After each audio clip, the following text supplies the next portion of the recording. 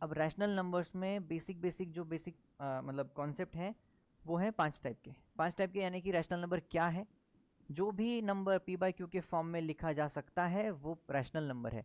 Rational number का meaning कहाँ से आता है? रेशो से। हमने रेशो देखा था ना, रेशो यानी कि कंपैरिजन। तो कंपैरिजन का जब हमने फ्रैक्शन में देखा था तो फ्रैक्शन क्या हुआ करता था? Part out of a whole. तो part out of a whole को ही ऐसे रिप्रेजेंट किया करते थे, रेशो के फॉर्म पे भी को भी ऐसे रिप्रेजेंट किया करते थे, जैसे पीज टू क्यू, यानी कि ये ऐसे भी दिखाया करते थे ना हम। तो ये जो रेशो के फॉर्म में दिखा सकते हैं ऐसी चीज़ों को रैशनल नंबर्स बोला जाता है, जो कि है पी बाई क्यू का फॉर्म। पी बाई क्यू के फॉर्म में दो कंडीशंस हैं। एक है P and q should be integer, दोनों इंटीजर ही होने चाहिए, पी और क्यू दोनों। मतलब तुम ऊपर भी इंटीजर लेना है, नीचे भी इंटीजर लेना है, that is one of the main factor. Second, q should not be equal to zero. Q जो है वो जीरो नहीं होना चाहिए। हालांकि देखो क्यू मतलब जीरो एक इंटीजर है, पर क्यू को अगर जीरो रखोगे तो ये रैशनल नंबर नहीं बनेगा, रैशनल नंबर नहीं बनेगा। This will be not defined. अगर किसी भी चीज़ का मान लो मैं 10 डिवाइड बाय जीरो ले रहा हूँ या फिर 5 डिवाइड बाय जीरो ले रहा हूँ, तो these two numbers are not defined basically.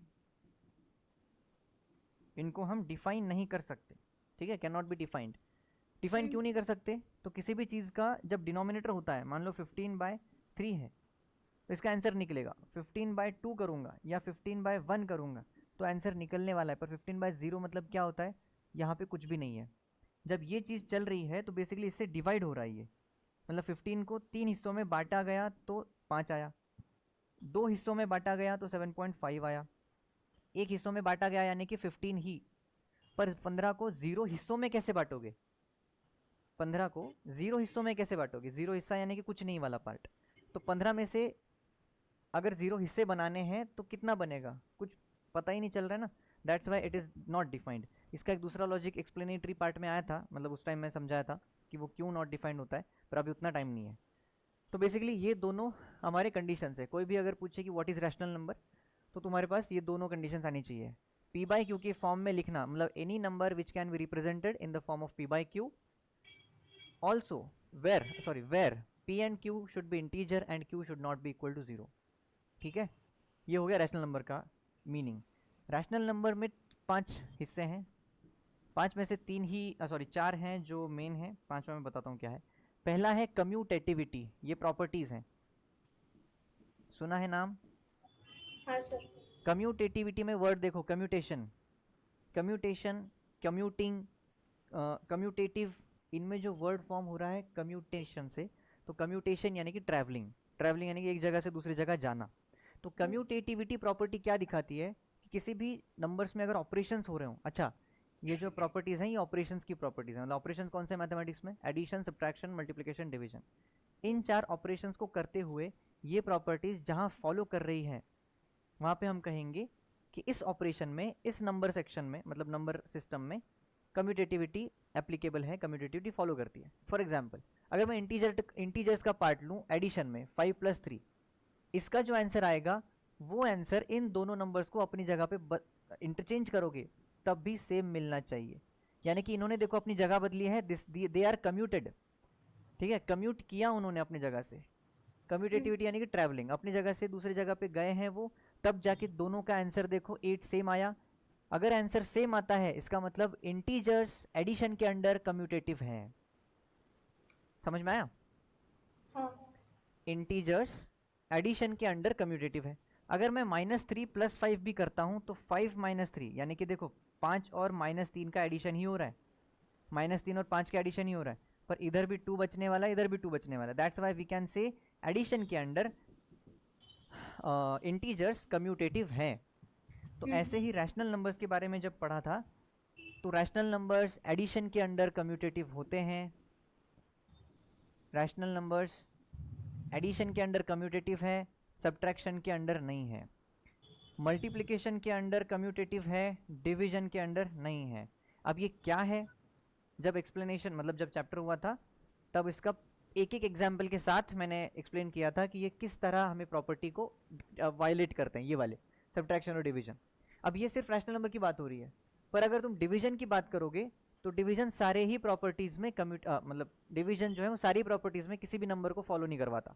यानी कि नेचुरल नंबर हो, होल नंबर हो, इंटीजर्स हो, फ्रैक्शंस हो, फ्रैक्शन मतलब नेशनल नंबर हो, इन चारों सेक्शंस में मतलब चारों नंबर सिस्टम्स में डिवीजन का पार्ट किसी भी प्रॉपर्टी को फॉलो नहीं करता। ठीक है, तो ये याद रखना कि डिवीजन कभी भी कोई भी प्रॉपर्टी फॉलो नहीं करता किसी भी नंबर सेक्शन में। इसके बाद आता है एसोसिएटिविटी। एसोसिएटिविटी में भी देखो, एसोसिएशन, एसोसिएशन मतलब एक दूसरे के साथ जुड़ा हुआ, associated. He is my associate, यानी कि वो मुझसे जुड़ा हुआ है। I am associate of that firm, मैं उस फर्म से जुड़ा हुआ हूँ। तो एसोसिएटिविटी जो है वो एसोसिएशन के बारे में बता रहा है। एसोसिएशन यानी कि क्लबिंग, कॉम्बिनेशन। तो कॉम्बिनेशन का मतलब क्या हुआ कि अगर मैं 4+3 इंटू नहीं, एक सेकेंड, एग्जाम्पल कैसे बनाऊँ इसका।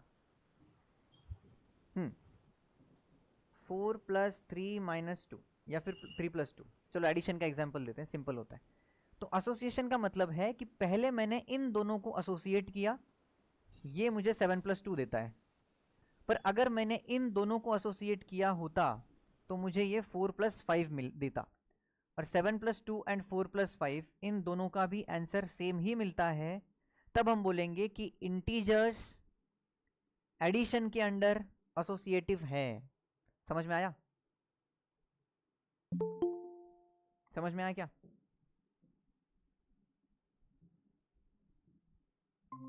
कहाँ गायब हो गई थी? अरे नहीं, वो लैपटॉप को पता नहीं कौन से झटके पड़ तो रहे, वो कहाँ लैग ही कहाँ हो गया। मिस हुआ तुम्हारा फिर? क्या सुना?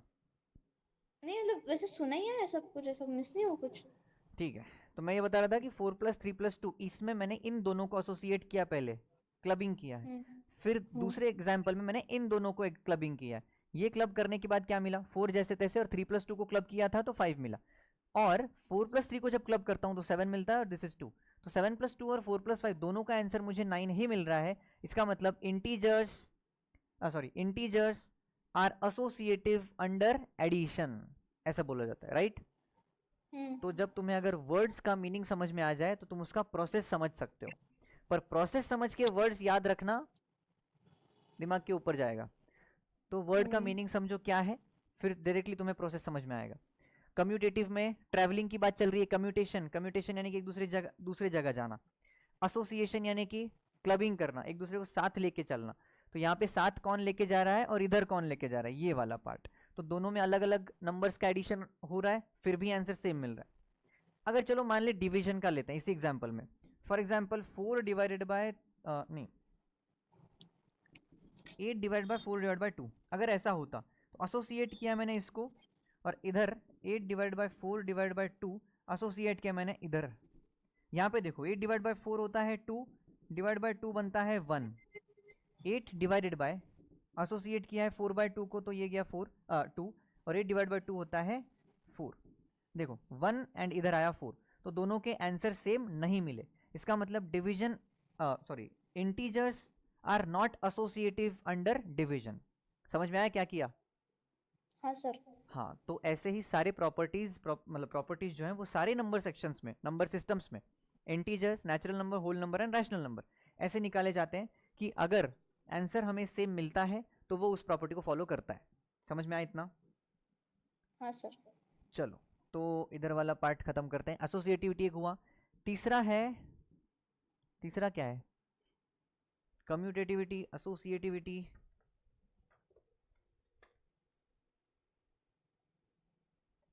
अरे क्लोज्ड वाला पार्ट नहीं किया हमने। Closure, commutativity, associativity and distributivity. हाँ राइट, ये दूसरा है, ये तीसरा है। बेसिकली क्लोजर पहला वाला था। क्लोजर क्या होता है? क्लोजर यानी कि कोई भी ऑपरेशंस हैं, जैसे ये मल्टीप्लिकेशन, डिवीजन, सब्ट्रैक्शन, एडिशन, इन ऑपरेशंस में जो नंबर सिस्टम का ग्रुप उठाया है, मिलने वाला आंसर भी अगर उसी ग्रुप में मिले तो वो क्लोजर प्रॉपर्टी को फॉलो करता है। इसको समझते हैं कैसे हैं। फॉर एग्जाम्पल मैंने उठाए हैं इंटीजर्स लिए हैं 4 -3 -2, चलो 4 एंड -3 इतने एग्जाम्पल लेते हैं। तो अगर मैंने एडिशन किया तो 4 - 3 मतलब 4 + -3, इसका एडिशन क्या आएगा? 1। क्या ये इंटीजर है? Yes, this is integer. तो यस, एडिशन के अंडर इंटीजर्स आर क्लोज्ड, यानी कि इंटीजर्स follow closure property under addition. Subtraction देखो, 4 और -3 का सब्ट्रैक्शन, 4 और -3 का subtraction, this is 7, this is again integer. अब करते हैं मल्टीप्लिकेशन, 4 और -3 का multiplication, this is -10, again this is integer. And now comes under division कि भाई 4 divided by -3, this is -4/3, now this is not integer. तो डिवीजन के under integers closure property follow नहीं करते। तो क्लोजर का मीनिंग क्या होता है कि अगर मैंने एक डब्बा उठाया है, डब्बा यानी कि this is a box of a specific number system. Specific number system मतलब क्या होता है? होल नंबर्स हैं तो ये डब्बा होल नंबर का है, इंटीजर उठा रहा हूं तो ये डब्बा इंटीजर्स का है, अगर रैशनल नंबर्स हैं तो ये डब्बा रैशनल नंबर्स का है। तो फॉर एग्जांपल अगर ये डब्बा रैशनल नंबर का होता तो इसमें 1/4, 3/2 ये सारे नंबर्स होते हैं जो रैशनल नंबर्स हैं। अब मैं इन्हीं के अंडर ऑपरेशंस करूंगा तो आंसर भी इस डब्बे में मिलना चाहिए, यानी कि मैंने डब्बा खोला ही नहीं है, this is closed before operation and after operation, है ना। तो ये क्लोज्ड यानी कि ये इसके ऐसे इमेजिन करना है कि अगर हमारे ऑपरेशंस के बाद मिला हुआ नंबर इसी डब्बे में पाया गया तो हमें डब्बा खोलने की जरूरत पड़ी ही नहीं, मतलब दूसरे डब्बे से उठाया नहीं ना, दिस डब्बा is closed throughout the operation. That's why addition subtraction, मतलब ये जो ऑपरेशन है इनमें ये नंबर्स अगर तुम चेंज करने वाले करोगे, यहाँ पे मैंने इंटीजर्स लिए थे, अगर तुम यहाँ पे रैशनल नंबर लेते और आने वाले आंसर भी रैशनल नंबर के डब्बे में मिलते तो हम कहते कि ये प्रॉपर्टी फॉलो करती है क्लोजर प्रॉपर्टी को। उल्टा बोला, ये ऑपरेशन फॉलो करते हैं क्लोजर प्रॉपर्टी को, समझा? हाँ सर। हाँ, तो अभी इसको ना इमेजिन करके खुद सॉल्व करना। रैशनल नंबर्स में बस यही 4 प्रॉपर्टीज थी, उनमें से एक ये हुआ। अभी चलते हैं डिस्ट्रीब्यूटिविटी पे। डिस्ट्रीब्यूटिविटी क्या होता है? देखो वर्ड में क्या लिखा है, डिस्ट्रीब्यूशन। डिस्ट्रीब्यूशन यानी कि बांटना, है ना। तो बांटने को क्या कहोगे? देखो 4 + 3 × 2 + 3, ठीक है।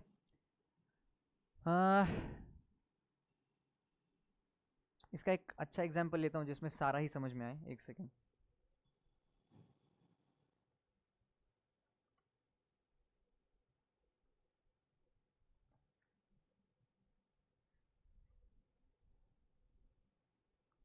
ठीक है, एडिशन एंड सब्ट्रैक्शन दोनों में ही चल जाएगा वो ये एग्जाम्पल, ठीक है। तो बेसिकली ये हमारे पास एग्जाम्पल है, ठीक है। तो इस टाइटल का जो डिस्ट्रीब्यूटिव मैंने लिखा है उसका नाम क्या है? डिस्ट्रीब्यूटिविटी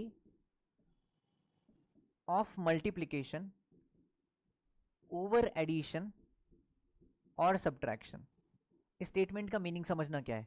डिस्ट्रीब्यूटिविटी यानी कि the ability to distribute of multiplication, यानी कि जहां पे मल्टीप्लाई हो रहा है उसको बांटा जा रहा है। ओवर एडिशन एंड सब्ट्रैक्शन यानी कि इस एडिशन या सब्ट्रैक्शन के साइन के ऊपर।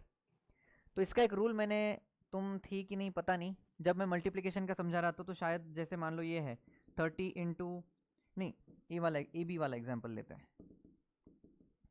a + b और c + d। ये जब मैंने एग्जाम्पल करवाया था तो मैंने बताया था कि ये 2 घर हैं, ये इन 2 घरों के बीच में ये 2 लोग, मतलब ये 2 लोग रह रहे हैं, इधर 2 लोग रह रहे हैं, और 2 घर आपस में मिलने वाले हैं। जब ये दो घर आपस में मिलने के लिए जाएंगे, एक दूसरे के साथ मिलेंगे, तो घर के सारे मेंबर्स दूसरे घर के सारे मेंबर्स के साथ जाके हैंडशेक करेंगे। हैंडशेक यानी कि मल्टीप्लिकेशन। तो घर का पहला बंदा गया, दूसरे घर के पहले बंदे के साथ मिला, पहला बंदा वापस दूसरे बंदे के साथ जा रहा है, पर हम साइन के साथ लेंगे। देखो इधर भी प्लस साइन था, इसका हमें दिख नहीं रहा है पर है, इसलिए इसमें यहाँ पे कोई साइन नहीं दिया मैंने, पर इधर तो साइन देना पड़ेगा क्योंकि देखो ये +d के साथ मिल रहा है, +a × d हुआ, दोनों के साथ हैंडशेक हुआ है। फिर दूसरा बंदा गया, दूसरा बंदा कौन गया है? +b गया है, तो हम +b लिखेंगे। तीसरे साथ किसके साथ मिला ये जाके? +c के साथ, तो × c, प्लस प्लस है इसलिए यहाँ पे कोई साइन चेंज नहीं। नेक्स्ट आगे प्लस किसके साथ है? b के साथ। अब ये +b गया, किसके मिलने के लिए गया? d को, +bd। क्या हुआ है ये? बंटवारा, डिस्ट्रीब्यूशन। किसका डिस्ट्रीब्यूशन? मल्टीप्लिकेटिव फैक्टर्स का डिस्ट्रीब्यूशन। a + b का डिस्ट्रीब्यूशन हुआ है c + d के साथ। तो a प्लस बी का डिस्ट्रीब्यूशन c प्लस डी के साथ हुआ है, यानी कि डिस्ट्रीब्यूटिविटी की प्रॉपर्टी सारे नंबर्स में आती है पर सिर्फ मल्टीप्लिकेशन के केस में, डिवीजन में नहीं। ठीक है, तो जब तुम्हें ऐसे एडिशन वाला फॉर्मेट मिले एंड ब्रैकेट के बाहर मल्टीप्लाई है, तो यहाँ पे कितने भी घर हो, अब इस घर में एक ही बंदा है 3, तो ये एक बंदा दोनों से जाके मिलने वाला है, तो this will become 3 into 2 plus 3 into 3। समझ में आया? हाँ सर। तो बॉडमास के रूल के हिसाब से ये क्या बनेगा, 3 into 2 6, 3 into 3 that is 9, 9 plus 6 बनता है 15, और इसका आंसर देखो 3 इंटू ब्रैकेट यहाँ पे है 3 प्लस 2 5, 5 प्लस 3 इज 15, मिला? सेम आया ना?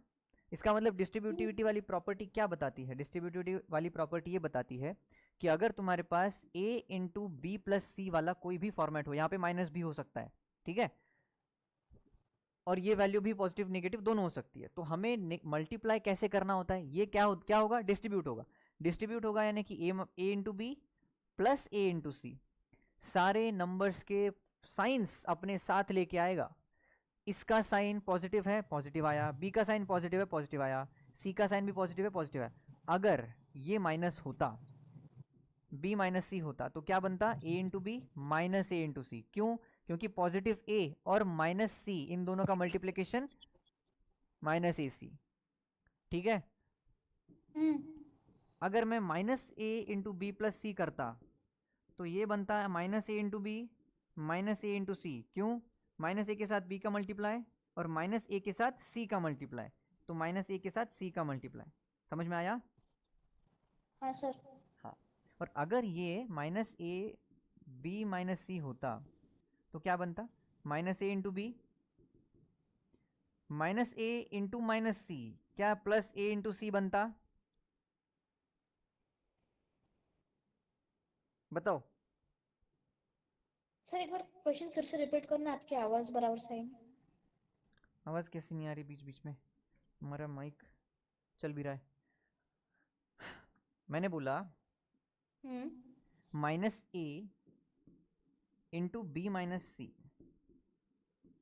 Minus A into B minus सी, तो माइनस ए इंटू बी और माइनस ए के साथ मल्टीप्लाई अब हो रहा है, क्योंकि ये बंदा दूसरे बंदे के साथ जब मिलने गया तो उसने देखा कि अरे मैं भी नेगेटिव हूँ तुम भी नेगेटिव हो, तो नेगेटिव नेगेटिव बन के पॉजिटिव, तो पॉजिटिव ए इंटू सी आया। हाँ करेक्ट है क्या ये? करेक्ट है सर। समझ में आया क्या तुमको? हाँ सर। तो ये जो डिस्ट्रीब्यूशन हुआ है ये मल्टीप्लिकेशन के केस में ओवर एडिशन एंड सब्ट्रैक्शन ये वाला प्रोसेस है, ये सारे नंबर्स में फॉलो करता है, integers, natural number, whole number, rational numbers. ठीक है, तो ये 4 प्रॉपर्टीज हुई। अब जो मैंने 5वां नंबर लिखा है वो किस बारे में लिखा है भाई, किधर लिखा था वो, ये यहाँ पे जो 5वां नंबर है इसमें 2 चीज़ें आती हैं, 2 मतलब 4 हैं basically, identity and inverse. Identity में भी और इनवर्स में भी, additive identity, additive inverse, multiplicative identity, multiplicative inverse. 4 चीजें हुई, क्रॉस मल्टीप्लाई मतलब additive identity, additive inverse, multiplicative identity, multiplicative inverse, 4 चीजें हैं, ये चारों इस पॉइंट के अंडर हैं, और इन्हीं 4 पॉइंट्स के तहत खत्म हो जाता है रैशनल नंबर। अब देखो क्या बोला था मैंने, एडिटिव, अच्छा सुनो, एडिटिव आइडेंटिटी से पहले आइडेंटिटी समझो क्या होता है। तुमने वर्ड सुना होगा आइडेंटिटी, कहाँ पे सुना है, identity card, ID card, your identity, है ना। आइडेंटिटी का मीनिंग होता है पहचान, पहचान यानी कि व्हाट, तुम्हारी जो आइडेंटिटी है वो उस कार्ड पे होगी। बेसिकली बात ये है कि तुम्हारी आइडेंटिटी चेंज नहीं होने वाली, राइट। तो जो तुम्हारी आइडेंटिटी है तुम उसी को लेके लाइफ टाइम चलने वाले हो, that's why it is called identity. Means उसकी वैल्यू, उसका मीनिंग, उसकी जो पहचान है वो चेंज नहीं होने वाली। ठीक है, तो बेसिकली आइडेंटिटी यानी कि एक फिक्स्ड नंबर हो सकता है, कोई स्टेटमेंट हो सकता है, तो मैथमेटिक्स के फॉर्म में कोई फॉर्मूलाज को भी आइडेंटिटी बोला जाता है कि किसी भी कंडीशंस में ये काम करेगा, ये इसकी पहचान है। तो जैसे फॉर एग्जांपल अगर मैं बोलूं कि a प्लस बी का होल स्क्वायर क्या होता है भाई, तो इसी का 2 बार मल्टीप्लाई करोगे, और जैसे वो डिस्ट्रीब्यूटिविटी वाला जैसे देखा है, तो बेसिकली ये a plus B into A plus B ऐसे 2 बार होगा, और एक बंदा दोनों से जाके मिलेगा, एक बंदा दोनों से जाके मिलेगा, और एक्सपेंशन के बाद हमें मिलेगा A square plus B square plus 2ab, ये फॉर्मूला मिलेगा। अब कोई भी कंडीशन हो, इसमें पॉजिटिव रखो, नेगेटिव रखो, रैशनल नंबर रखो, इरेशनल नंबर रखो, इरेशनल नंबर आएगा नेक्स्ट ईयर में तुम्हें, तो नंबर सिस्टम के कोई भी नंबर डालोगे तो ये हमेशा उसको फॉलो करेगा, क्योंकि ये मल्टीप्लिकेशन है। तो दिस इज कॉल्ड आइडेंटिटी। ठीक है, दिस इज स्टेटमेंट, पर स्टेटमेंट तो हमेशा अपनी पहचान कायम रखेगा, वो तो कभी छोड़ने वाला नहीं है अपनी पहचान को, मतलब ये जो फॉर्मूला है वो कभी गलत नहीं होगा। इसका मतलब ये आइडेंटिटी है। तो बेसिकली आइडेंटिटी मतलब जिसका कोई मीनिंग फिक्स्ड है। तो यहां पे हमने देखा एडिटिव। तो एडिटिव आइडेंटिटी मतलब क्या? तो एडिटिव आइडेंटिटी मतलब किसी भी नंबर में, कोई भी नंबर है, इसमें मैं ऐसा क्या ऐड करूं ताकि इसकी पहचान चेंज ना हो, सेम नंबर मिले। तो मुझे एक बात बताओ, कोई भी नंबर है, इसमें ऐसा क्या ऐड करूं ताकि मुझे वही नंबर मिलेगा? बताओ ये कौन होना चाहिए? जल्दी ऐसा जल्दी, कौन सा रिवीजन नंबर है है? ये, टाइम टाइम नहीं अपने पास। हाँ, ऐसा कौन सा नंबर है जिसे अगर हमने कुछ अरे नहीं, किसी भी नंबर में, जैसे मान लो ये 150 नंबर है, 150, चलो, तो 150 में मैं ऐसा हम्म, क्या ऐड करूं ताकि मुझे 150 ही मिले? क्या ऐड करना चाहिए यहाँ पे? जीरो।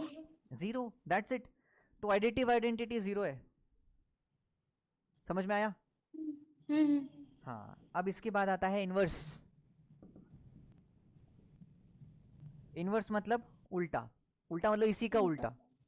उल्टा यानी कि किसी भी नंबर में मैं ऐसा क्या ऐड करूं ताकि मुझे आइडेंटिटी मिले। एडिटिव आइडेंटिटी कौन सी है? कौन सा नंबर है एडिटिव आइडेंटिटी? वन। अरे एडिटिव आइडेंटिटी अभी निकाला ना। हाँ, जीरो जीरो। हाँ, तो जीरो मिलना चाहिए यहाँ पे, तो क्या ऐड करूं मैं हाँ, इधर? अब मान लो चलो 150 है, 150 में ऐसा क्या ऐड करना चाहिए ताकि जीरो मिले? 150।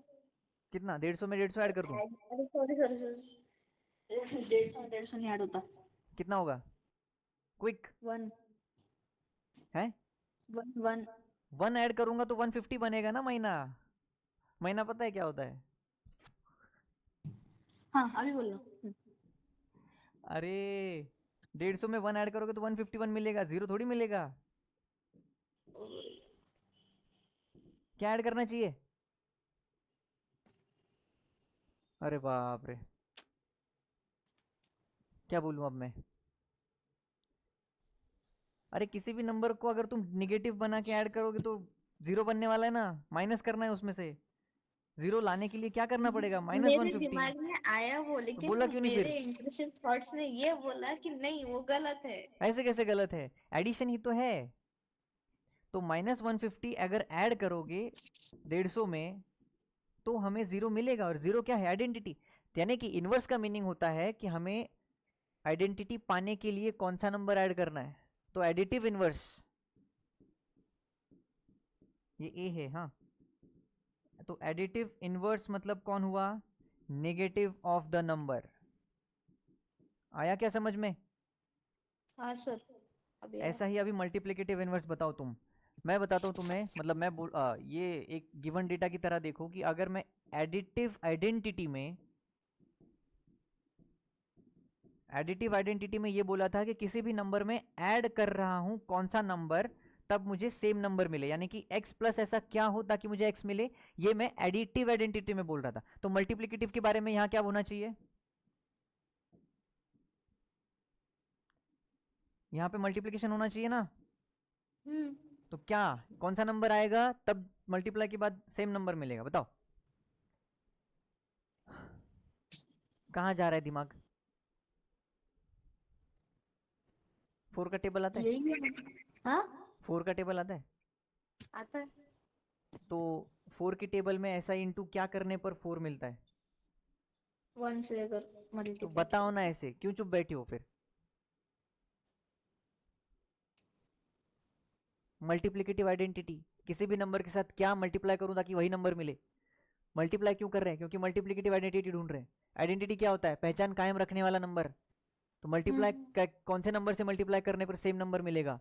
x इंटू 1 से मल्टीप्लाई करने पर x ही मिलेगा। तो x is our multiplicative identity. उल्टा बोला, 1 इज आवर मल्टीप्लिकेटिव आइडेंटिटी है। हाँ सर। मुझे ऐसे क्यों लग रहा है तुम्हें कुछ पता ही नहीं इसके बारे में? नहीं नहीं नहीं, पता है पता है पता है तो पता है। बात क्यों नहीं कर रहे हो तुम? हम रैपिड रिवीजन कर रहे हैं, 40 मिनट हो गए हैं पहले ही चैप्टर पे हम। तो मल्टीप्लिकेटिव इनवर्स, अब देखो, जब आइडेंटिटी की बात हुई थी एडिटिव में, यानी कि जो एडिटिव आइडेंटिटी है वो जीरो है, तो जीरो पाने के लिए हमें नंबर से क्या ऐड करना पड़ेगा वो पूछा था। तो कोई भी नंबर था तो उसमें क्या ऐड करूं ताकि जीरो मिले, मतलब उसी का निगेटिव, तो उसी का निगेटिव ऐड करके जीरो मिल रहा था। अब यहाँ पे करना है मल्टीप्लाई, किसी भी नंबर के साथ मैं ऐसा क्या मल्टीप्लाई करूं ताकि मुझे मल्टीप्लिकेटिव आइडेंटिटी मिले। मल्टीप्लिकेटिव आइडेंटिटी मिलने के लिए ऐसा क्या मल्टीप्लाई करना पड़ेगा, वो अपना अपना मल्टीप्लिकेटिव इनवर्स है। तो इनवर्स यानी कि उल्टा, वही है ना। अब ये लीनियर इक्वेशन हो गया। लीनियर इक्वेशन मतलब ये हमारा वेरिएबल है, ये चाहिए तो इस चीज को इधर भेज दो, तो जो चाहिए वो क्या मिलेगा, 1/x। क्यों मिलेगा? क्योंकि ये मल्टीप्लाई में है, इधर जाके 1 में जाएगा। आया?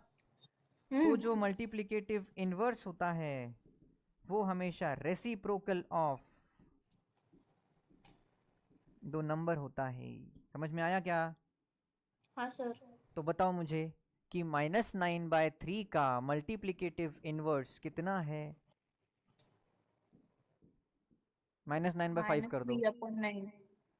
-5/9, हाँ, -3/9 करेक्ट बोला था। तो इस केस में -5/9 होना चाहिए। हाँ।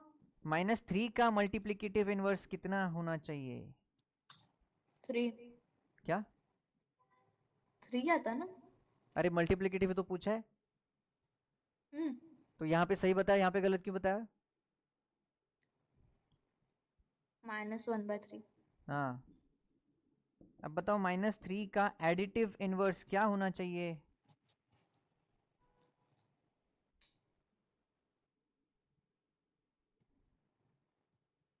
-3 का एडिक्टिव इनवर्स। एडिटिव इनवर्स है यानी कि क्या करना है, simple negative of the number. इस नंबर का नेगेटिव हम्म। कितना?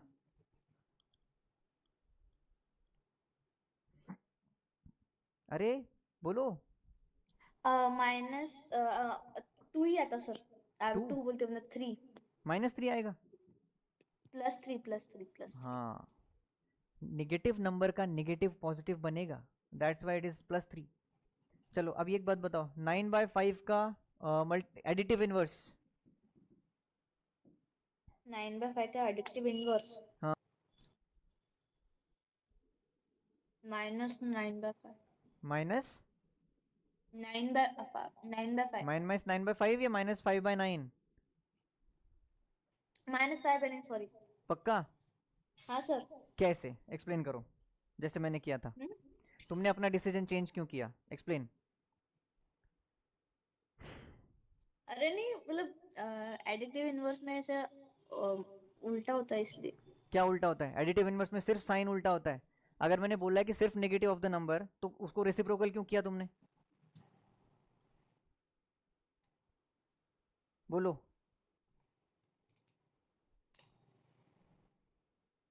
बोलो। और अगर नहीं मुझे करना चाहिए लगा। था, और लगा, ऐसे कैसे लगा? मैंने क्या तुमको आज तक ऐसे इंट्यूशन पे खेलने के लिए बड़ा पढ़ा है क्या? नहीं। फिर लॉजिक कहाँ जाता है? अभी भी तो समझा है वो, अभी अभी जो समझा है उसमें क्या था? इनवर्स जब भी हो तो उल्टा तो होने वाला है, पर मल्टीप्लिकेटिव हो तो वो रेसिप्रोकल बनेगा। एडिटिव अगर हो तो वो सिर्फ नेगेटिव पॉजिटिव में खेलने वाला है, क्योंकि वो नेगेटिव ऑफ द नंबर है। इसका नेगेटिव ऑफ द नंबर क्या बनेगा, यही तो बताया था तुमने सही में, क्यों गलत बताया फिर बाद में?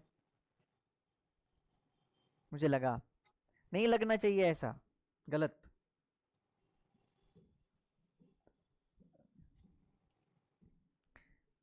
अ,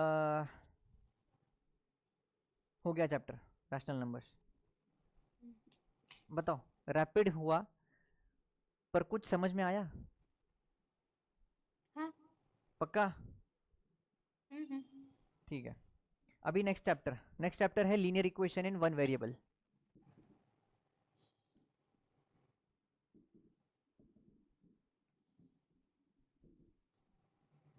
अब देखो, linear equation in one variable, chapter में नाम है, मतलब नाम में मीनिंग है लीनियर, यानी कि जिसकी डिग्री 1 हो। What is degree? डिग्री मतलब highest power of variable. What is variable? इस ऊपर वाले एनी टेक्स्ट अल्फाबेट में ही लिखा हुआ है वेरिएबल। What is variable? जिसकी वैल्यू पता एनी नहीं। अल्फाबेट हाँ, एनी हाँ alphabet in mathematical expression, linear equation in one variable. हाँ हाँ अच्छा, इक्वेशन मतलब जहां भी इक्वल टू का साइन हो और आरएचएस और एलएचएस डिफाइन किया गया हो उसको इक्वेशन बोलते हैं। और वन यानी कि जिसमें वेरिएबल सिर्फ एक है।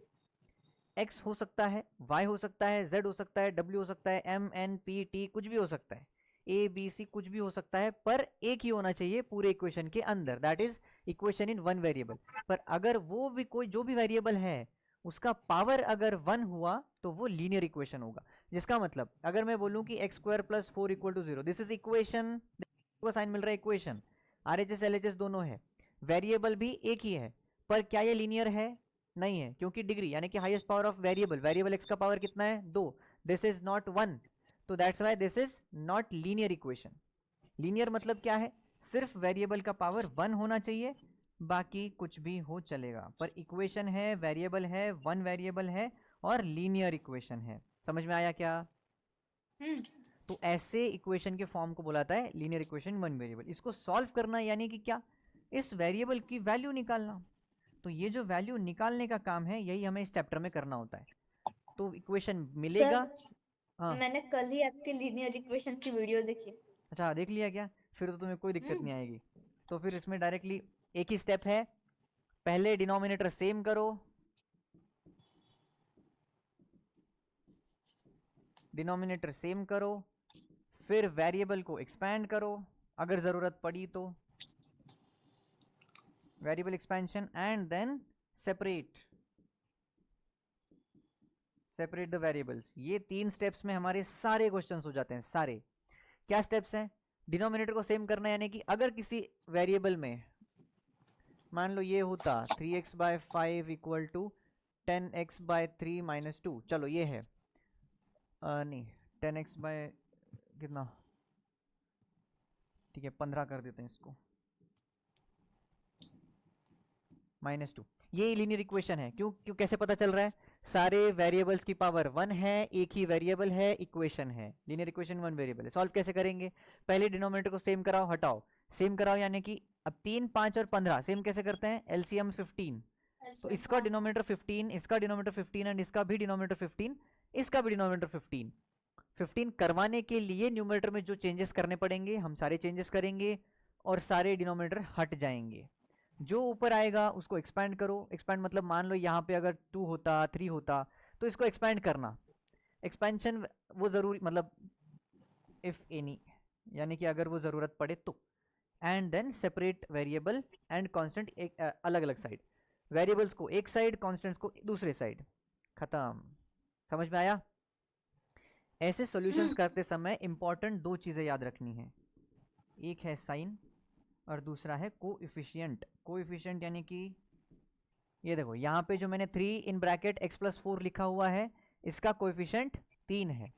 तो जब तुम इसको एक्सपैंड करोगे तो तुम इसमें मिस्टेक से 3x प्लस 4 लिख दोगे, हो सकता है 3x प्लस 8 लिख दोगे, हो सकता है 3x माइनस 12 लिख सकते हो सकता है 3x माइनस 4 लिख सकते हो।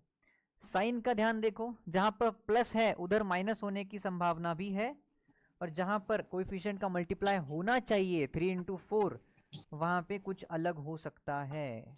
तो ध्यान यही रखना है, जब भी एक्सपेंशन करोगे तो साइन एंड कोएफिशिएंट बराबर मल्टीप्लाई हो रहे हैं क्या देखना है। जैसे जैसे अगर मैं ये केस लूं 4 इंटू 3x माइनस 3 या माइनस 4 ऐसा है, तो अब देखो मल्टीप्लीकेशन यहाँ क्या हो रहा है, यहाँ पे तुम माइनस के बाद 12x और -12 ये नहीं लिखोगे। अब मैं ये क्या किया पता है, इस माइनस को जैसे तैसे लिखा, 4 इंटू 3 को 12x लिखा और 4 इंटू -3 को -12 लिखा। ये गलत है। कैसे करना है? अगर इसी को मुझे सॉल्व करना होता, हाँ ठीक है सुन लो, हाँ तो अगर करना होता तो क्या करता, मैं इसको पूरा नंबर मानता, इधर भले ही कुछ भी हो, पर अगर मैं मल्टीप्लाई करके एक्सपैंड कर रहा हूँ तो इधर वाली चीज तो एक्सपैंड होके आगे नीचे आई हुई है, पर जब मैं मल्टीप्लाई कर रहा हूँ तो this is rule of distributivity over of multiplication over addition और सब्ट्रैक्शन। तो -4 का मल्टीप्लाई होगा 3 के साथ तो -12x आया, और -4 का मल्टीप्लाई हुआ है -3 के साथ हमेशा साइन के साथ नंबर्स को उठाना है, यही मैंने यहाँ पे लिखा था साइन एंड कोफिशिएंट। तो साइन एंड कोफिशिएंट यानी कि this is sine, this is sine, her number के पीछे लगा हुआ साइन उस नंबर के साथ आएगा, कभी भी भूलना नहीं है बात। दूसरा -4 इंटू -3 मीन्स +12, तो ये हमारा आंसर होना चाहिए इस ब्रैकेट का। आया? बस, तो साइन एंड कोफिशिएंट का ध्यान रखते हुए सारे इक्वेशंस तुम्हारे यूं ही सॉल्व हो जाएंगे, यूं ही। स्टेप्स क्या है? डिनोमिनेटर सेम है कि चेक करो, नहीं होंगे तो करो उसको चेक सेम। वेरिएबल का एक्सपेंशन करो, यानी कि सारे टर्म्स अलग अलग दिखने चाहिए with the expansion of taking the consideration of sine and coefficient. बराबर से करना है इसको, सिली मिस्टेक्स में ज़्यादा जाते हैं इसमें।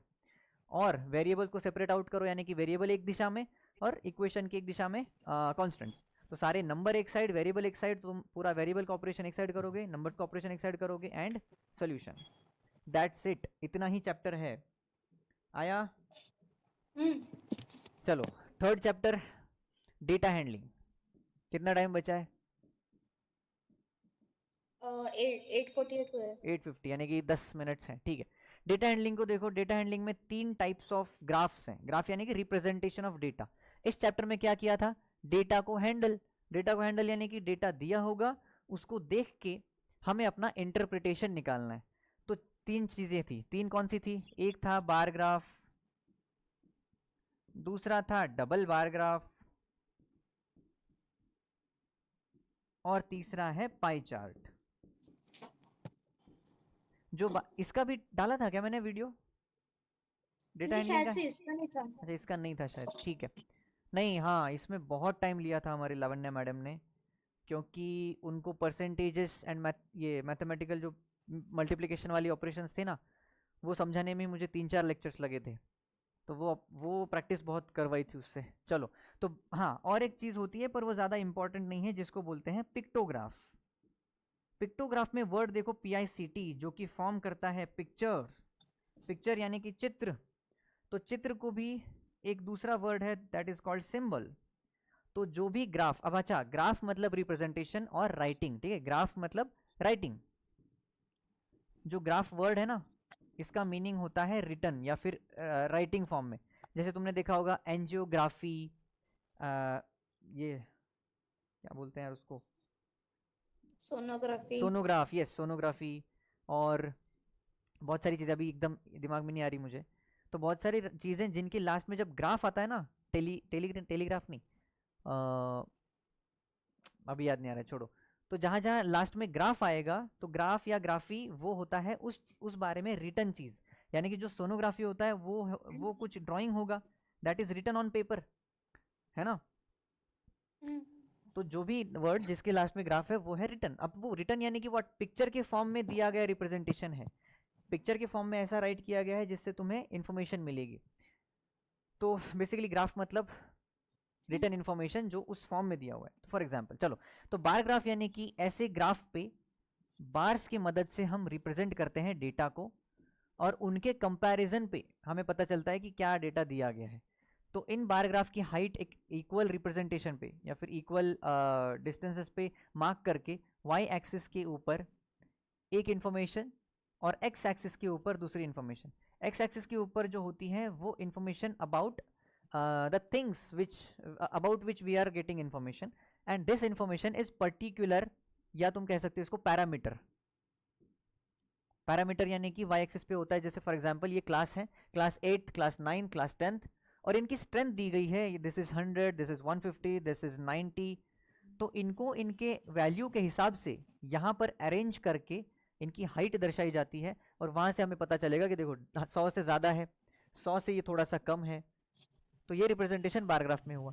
ऐसा ही अगर डबल बार ग्राफ है, यानी कि इसी ग्राफ के ऊपर 2 बार ग्राफ मतलब 2 बार्स, तो ये क्या था, जैसे फॉर एग्जांपल क्लास 8 पर ये है ईयर 2000 और दिस इज ईयर 2001। तो हमें इन दोनों में कंपैरिजन करने का चांस मिलेगा कि क्लास 8 में 2000 साल में कितने स्टूडेंट्स थे और 2001 में कितने थे, बढ़ गए हैं, इधर भी बढ़ गए हैं। तो this comparison of a specific group, यानी क्लास 8 का कंपैरिजन, पर कंपैरिजन किन में, ईयर्स में।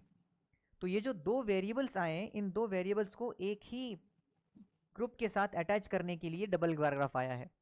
वैसे ही ट्रिपल और क्वाड्रुपल भी होते हैं, पर वो हमारे काम के नहीं है, हमारे काम के सिर्फ डबल और सिंगल बार ग्राफ है। इसमें भी तुम्हें सिर्फ एक एक क्वेश्चन आने का संभावना है, पर इससे एक क्वेश्चन आना फिक्स है। पाई चार्ट से एक क्वेश्चन, एक या दो क्वेश्चन फिक्स्ड होंगे, दो मतलब एक बड़ा क्वेश्चन उसके अंदर दो सब क्वेश्चन, ऐसा हो सकता है। तो पाई चार्ट का टॉपिक ही इंपॉर्टेंट है सबसे ज्यादा। What is pie chart? तो पाई चार्ट क्या होता है? तो भाई एक बेसिकली पाई है, पाई मतलब खाने का पाई, पता है ना what is pie? Hmm circular होता है, that's why it is named as hmm pie chart. Circular होता है यानी कि भाई उसके हिस्से किए गए, पाई चार्ट के टुकड़े कर, पाई के टुकड़े कर दिए। अब जो सर्कल है उस सर्कल के अंदर 360 डिग्रीज का रोटेशन फिक्स्ड है। सर्कल जो है वो कभी भी 180 डिग्री का, 720 डिग्री का ऐसे कुछ भी नहीं होगा, 360 ही फिक्स्ड है। तो उस 360 डिग्रीज के हम टुकड़े करेंगे। जितने भी हमारे पास ग्रुप ऑफ ग्रुप्स हैं इंफॉर्मेशन के, जैसे class 1, class 8, class 9, class 10, class 11, 12, 5 groups हुए, तो इसके टुकड़े होंगे इन 5 ग्रुप्स में। तो angles pertaining by the group that will be represented in this pie chart as per angle. अब ये कन्वर्ट होता है 100% में, तो ये पांचों हिस्से अगेन परसेंट में भी कन्वर्ट हो सकते हैं। ठीक है, तो ये बात है एंगल्स की, ये बात है परसेंटेज की। परसेंटेज की बात अगर मान लो, चलो मैं बोलूँ यहाँ पे 20% हिस्सा एक ने ले लिया है, तो अगर 20% को मैं रिप्रेजेंट करूँ फ्रैक्शन में, तो this will become 20/100 and now this is fraction. अगर मुझे परसेंटेज में फ्रैक्शन मिला तो मैं इसी सेम फ्रैक्शन का कितना एंगल बना ये भी निकाल सकता हूं with the help of this multiplication. Total percentages maximum इतने हो सकते हैं, 100% ही हो सकते हैं। सारे 100% 360 डिग्रीज में डिवाइडेड हैं, तो 1% को, यानी सॉरी 20% को कितने डिग्रीज मिलेंगे, दिस इज द आंसर। तो अगर मैं इसको सॉल्व करूंगा तो 0 0 कटा, 36 into 2 will become 72 and this is 72 degrees because this is degree and percent मतलब कैंसिल हो गया है नंबर। तो 72 degrees is the answer of central angle। तो पाई चार्ट में 20% हिस्सा 72 डिग्री एंगल परटेन करेगा। समझ में आया कैसे किया? सेम सेम मेथड या फिर सेम ऑपरेशन कहाँ करना है? अगर मुझे 100% की बात दी है और मुझे 20% निकालना है, तो मैंने सिर्फ इंटू 360 किया है तो मुझे सेंट्रल एंगल मिला। तो वैसे ही अगर मुझे पता होता कि 540 स्टूडेंट्स हैं टोटल, जिसमें से क्लास 8 ने, जैसे यहाँ पे 20% निकाला है, वैसे अगर क्लास 8 ने 108 स्टूडेंट लिए होते, तो इस 108 स्टूडेंट के लिए कितना एंगल देना है, इंटू 360 करूंगा तो मुझे सेंट्रल एंगल मिलेगा। तो 0 से 0 कैंसिल। अब देखो 18 का टेबल में आता है 18, 18 3 जा 54, 18 2 जा 36। तो 3 के टेबल में तो ये भी आता है, 3 3 जा 9, 1 आया, 3 6 जा 18, 36 इंटू 2 विल बिकम 72 डिग्री।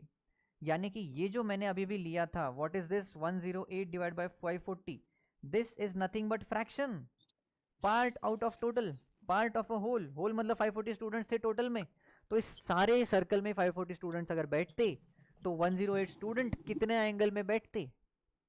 समझ में आया?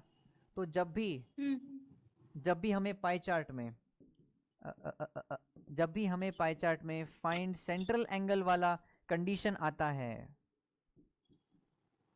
फाइंड सेंट्रल एंगल वाला कंडीशन अगर आता है, तो तुम्हें सिर्फ फ्रैक्शन इनटू 360 करना है। समझ में आया क्या? और फ्रैक्शन क्या होता है? Part of a whole. तो पार्ट ऑफ अ होल यानी कि पार्ट ऑफ टोटल। समझ में आया? कौन सा कंडीशन है ये? फाइंड सेंट्रल एंगल वाला। यानी कि तुम्हें डेटा दिया होगा, उसका टोटल निकालो, जो भी पूछा है मतलब इसका कितना सेंट्रल एंगल होगा या इसका पाई चार्ट ड्रॉ करो, तो तुम्हें बेसिकली उसके सेंट्रल एंगल्स निकालने हैं। अगर सेंट्रल एंगल्स निकालने हैं तो फ्रैक्शन के साथ मल्टीप्लाई करना है 360 के साथ। आया? 360 आता है 18 इंटू 20। तो मोस्ट ऑफ द टाइम्स तुम्हें ऐसा मिलेगा कि जो फ्रैक्शन है ना, फ्रैक्शन का टोटल है, तो ये टोटल हमेशा 9 के टेबल में या 18 के टेबल में, ये x है 18x 9x ऐसे मिलेगा। क्यों मिलेगा? अगर 9 का टेबल में होगा तो ये देखो यहाँ पे 9 कटेगा, 9 2 18 होता है। 18 के टेबल में मिला तो 18 18 डायरेक्ट कटेगा। तो कटने के लिए तुम्हें हमेशा टोटल 9 या 18 या बहुत डिफिकल्ट हुआ तो 3 के टेबल में मिलेगा ही मिलेगा। तो हमेशा ट्राई करना कि ये जो पार्ट बाय होल करके तुम 360 के साथ मल्टीप्लाई कर रहे हो ना, अगर यहीं पे अगर ना कटे तो तुम्हें 360 के साथ काटना आना चाहिए। इसके लिए क्या चाहिए? 18 का टेबल और 9 का टेबल। आया समझ में? हाँ सर। पक्का? कुछ उड़ रहा है क्या? हम्म। मुझे ऐसा लग रहा है अभी बस हो गया नहीं। तुम्हारा। हम्म। ठीक है, चलो आगे चलें, 2 मिनट में चैप्टर खत्म हो जाएगा। देखो अब ये हो गया फाइंड सेंट्रल एंगल वाला। पर अब हमें चाहिए कि अगर मुझे सेंट्रल एंगल दिया है तो इस सेंट्रल एंगल से मुझे वैल्यू निकालनी है। यानी कि अगर मैंने बोला होता कि सेंट्रल एंगल 72 डिग्री है और टोटल लोग मुझे पता है 540 है, तो ये 72 डिग्री कितने लोग बैठे हुए होंगे इस 72 डिग्री में। ये कौन सा क्वेश्चन है? जैसे कि पाई चार्ट दिया हुआ है और तुम्हें एंगल दिए हैं, दिस इज 72 मान लो, और इसका टोटल 540 दिया हुआ है, तो टोटल कितने लोग बैठे होंगे इस एंगल में। मतलब मान लो चलो ए पार्ट है, तो ए पार्ट में कितने लोग हैं, कैसे निकालेंगे? कितने लोग चाहिए, यानी कि डिग्री डिग्री कैंसिल हुआ है, यानी कि तुम्हें सिंपल 72 डिवाइडेड बाय 360 करना है ताकि डिग्री डिग्री कैंसिल हो जाए, राइट? डिग्री डिग्री कैंसिल हो जाएगा। अब ये क्या निकला? फ्रैक्शन ऑफ एंगल इनटू में क्या करोगे? 540, खत्म। समझ में आया? 540 क्यों? दिस इज टोटल, तो ये टोटल है, मतलब ये जाएगा 18 3 जा 18 2 जा, ये आएगा 36, 36 इंटू 3 बनता है 108। तो 108 स्टूडेंट होते अगर मैं 540 में से 72 डिग्रीज में उसको डिस्ट्रीब्यूट करता तो 108 स्टूडेंट्स मिले यहाँ पे। तो ये जो वैल्यू कैसे मिली हमें? Fraction of angle into total. समझ में आया क्या? हाँ सर। क्या खा रही हो? नहीं कुछ खा नहीं रहे, पानी पी रहे थे। पहले वाले में क्या था? Fraction out of total into 360 degree. यहाँ पे क्या है? Fraction of angle into total. समझा? उल्टा हुआ है बस, कोई डिफरेंस ज्यादा नहीं है। इन दो टाइप के ही क्वेश्चंस आएंगे, पाई चार्ट बनाने को हो या पाई चार्ट का रिप्रेजेंटेशन मतलब इंटरप्रिटेशन करने के लिए हो। समझ में आया? हाँ सर। खत्म, इतना ही है, कुछ नहीं इस चैप्टर में। अब इसके जब तुम क्वेश्चंस करोगे तो क्वेश्चंस में तुम्हें सिर्फ ये 2 स्टेप्स में से कौन सा आना है ये ढूंढना है, ठीक है? और मैंने जो तुम्हें परसेंटेज वाला दिखाया था, परसेंटेज को फ्रैक्शन में कन्वर्ट करना आना चाहिए, क्योंकि परसेंटेज कोई भी दिया हो, अगर 15% है तो this is 15/100 and 15/100 is nothing but fraction of total value 100। अगर टोटल वैल्यू 100 होती तो मेरा वैल्यू 15 मिलता। अगर टोटल वैल्यू जैसे 300 का 15% है तो टोटल वैल्यू अगर 300 होती तो कितना? ये दोनों कटे, 15 इंटू 3 45। यानी कि कोई भी फ्रैक्शन अगर कोई भी परसेंटेज अगर मिल रहा है तो वो बेसिकली फ्रैक्शन ही है। उसके कंपैरिजन में अगर उसके कंपैरिजन में टोटल कितना है उस हिसाब से उसकी वैल्यू बदलेगी। ये लास्ट वाला स्टेटमेंट तुम्हें अभी समझ में नहीं आया होगा मुझे पता है, पर कोई बात नहीं, इन दोनों स्टेप्स को फॉलो करना है। समझ में आया? पक्का समझ में आया? हाँ। बहुत तेज हमने तीनों चैप्टर्स उड़ा दिए हैं, तुमने मेरे इसके डिटेल वाले लेक्चर नहीं किए हैं। फिर भी इसका एक लेक्चर तो अभी रिकॉर्डेड है ही, तो इसको देखना बाद में, ठीक है? तो तुम्हें सारे पॉइंट्स कवर किए हैं इसमें तीनों चैप्टर्स के, सिर्फ परसेंटेज की ज़्यादा प्रैक्टिस नहीं की है और क्वेश्चंस ज़्यादा किए नहीं है। कॉन्सेप्ट यही है, ठीक है? चलो